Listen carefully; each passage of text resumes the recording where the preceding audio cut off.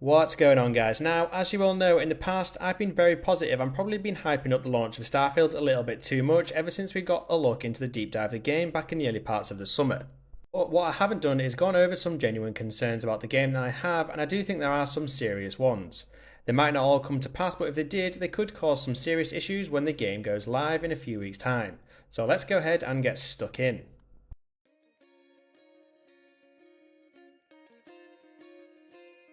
Right, so first up, let's talk about bugs. Now, Bethesda aren't exactly known for releasing games that have hardly any bugs or glitches in them whatsoever. In fact, they're probably more known for the opposite of that, and that certainly wouldn't be the first major game or producer to release a game this year that would be a buggy mess.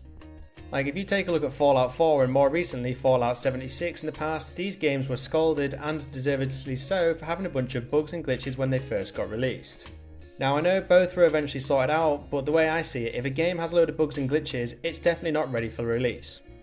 And now make a note of this one. Matt Booty, who is the head of Xbox Game Studios, states that Starfield will have the fewest bugs of any game from Bethesda, and that in itself is a damn bold statement to make, but there is a catch with this concern. Starfield is reportedly being bug tested by every available QA person at Xbox to ensure this statement holds true.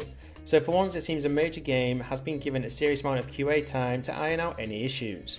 But this statement could make both Xbox and Bethesda look like a right bunch of bellends if the game launches with bugs and glitches, so let's hope they're all sorted out come September. Now, I know we've seen a deep, in-depth look into Starfield and probably had in total about an hour of gameplay footage, and everything looks great, from the lighting to the performance and everything in between. However, it is fairly straightforward for developers to compile a bunch of footage to make the game look immaculate, when in reality it's still a bit of a buggy mess. If you take a look back at some of the earlier trailers for Cyberpunk, for example, it looked amazing, but then fell on its ass when the world got its hands on it. Now, of course, I'm not suggesting the same thing will happen. In fact, I hope it launches smoothly and it performs even better than expected, but it's always good to keep your expectations in check considering how some major games releases have gone tits up in recent years. And similarly, let's talk about performance, because Starfield is going to be a fecking huge game, both in disk space, where apparently it's going to take up around 125 gig of storage, depending on which platform you're playing on, and of course the actual game content. Now, as with any game of this size, we could see performance issues, especially on the Xbox Series S and less beefy PCs. So first up, you definitely want to make sure you've got a powerful PC if you're a PC gamer.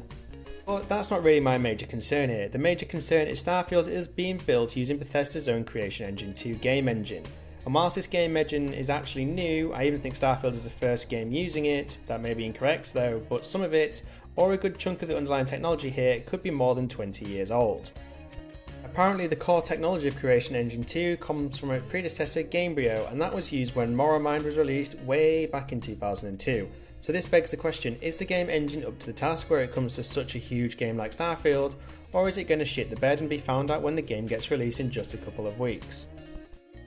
And that's not to mention that Creation Engine 2 itself is relatively untested in relation to other game engines such as Unreal Engine 5 for example, and some of the features in Starfield have never been built using this engine or its predecessor in the past, and specifically ship-to-ship space combat, so it's a genuine concern that this won't be as good as it actually looks.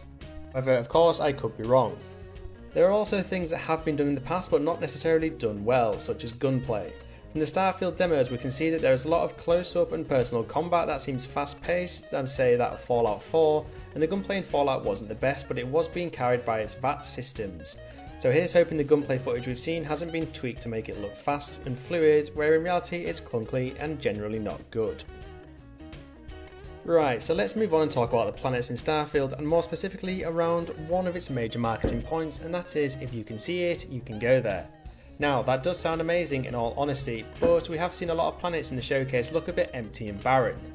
If you couple that with the fact that there are no land-based vehicles in the game, I don't want to be walking along planet's surface for hours on end to come across absolutely nothing apart from the odd creature or a funky plant, because that wouldn't make for a fun game whatsoever. We know Starfield is going to have over 1,000 planets, but I suspect only a handful of those will have any amount of meaningful content beyond the odd outpost here or there. So my concern here is that with 1,000 planets to explore, will these encounters be spread too thin throughout the cosmos? We know that procedural generation will be used here to place things near you, but I'm concerned that 95% of the game is going to be barren and left feeling rather empty. Like, have they created 1,000 planets just because they can, or would they have been better off having significantly less planets but with more stuff on them? Now this has been a major issue with No Man's Sky, for example, endless amounts of planets but hardly anything going on, and you have to travel a long way on planet surface to find even a small abandoned outpost. I just don't want Starfield suffering from the same thing. It is clear that there are going to be a few planets that have a boatload of content though, specifically the planets where we find New Atlantis and other major cities and settlements, but as mentioned in a previous Starfield video, currently there are only about 10 major known cities and settlements in total, and we have 1,000 planets to explore. So you can see why I'm genuinely concerned about a repeat of No Man's Sky, where so much of the open space is just barren with absolutely nothing going on. And in the past, Bethesda are known for their NPC interactions, but I'd also strongly suspect most of these are also limited to the major hubs and settlements. So are all the outposts, abandoned settlements and whatnot just for exploring and gunplay? It won't be long before we find out.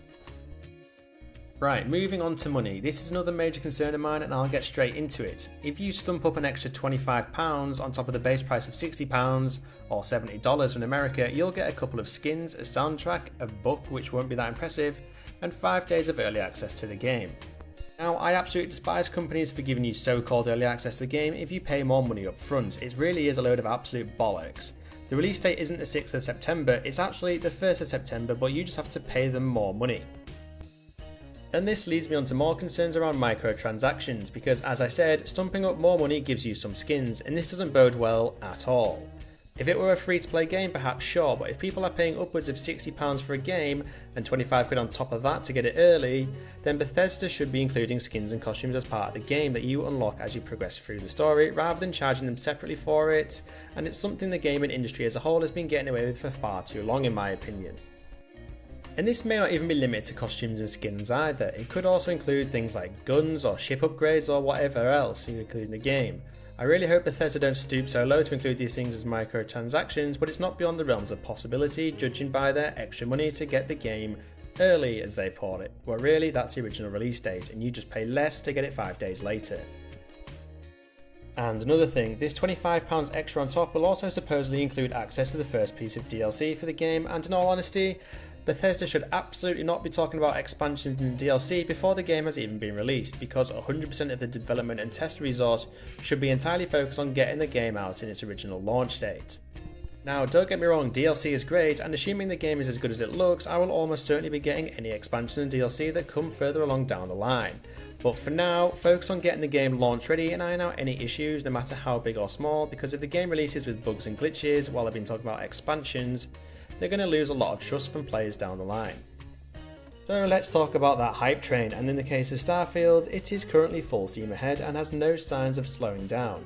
So my only concern is the hype train better not fall off the rails on launch day. Like if you take No Man's Sky and Cyberpunk as an example, both of these games were hyped up so much yet their launch fell off a cliff because, to put it simply, the games were not ready to go live.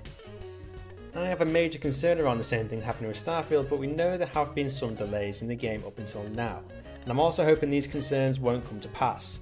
Barring any total disaster, the game is going to be launched on the 1st of September for those of you willing to pay an extra 25 quid for 5 days, which is pointless in my eyes, but whatever.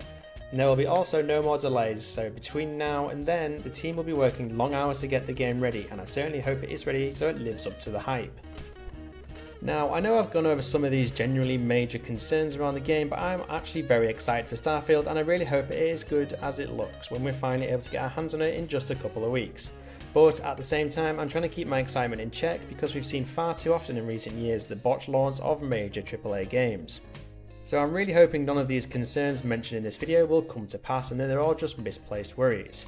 And with that being said, are there any other concerns around the game that I haven't mentioned in this video that you're worried about too when it comes to Starfield? Let me know in the comments section below. And that's all for today folks, we really are just around the corner from getting our hands on Starfield. I hope you enjoyed this video and found it informative, and if you did, it would be totally awesome if you could support my channel by hitting those like and subscribe buttons. And as always, thank you for watching this video, and I'll catch you in the next one.